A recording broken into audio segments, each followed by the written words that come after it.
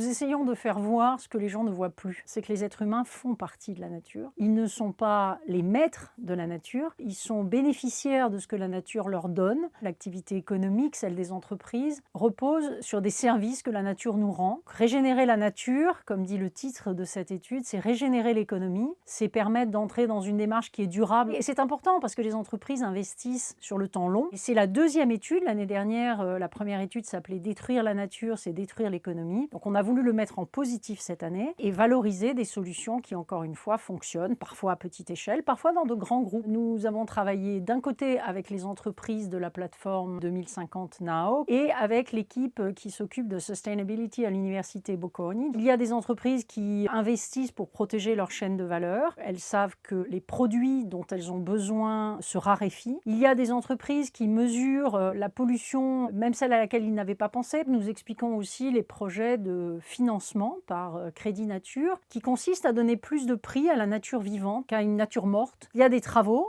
auxquels nous faisons référence dans l'étude pour voir si on pourrait mettre la nature au capital immatériel de la société. Encore une fois, c'est débutant, mais c'est ce qui est passionnant dans cette étude. C'est une boîte à idées. Ça amène à voir des sujets très différents. Nous parlons de l'eau, des océans, des sols. Nous parlons des vers de terre aussi bien que des plus grandes entreprises françaises et internationales. Donc je pense que ça peut donner envie à des gens de s'y intéresser et d'avoir eux-mêmes leurs propres idées.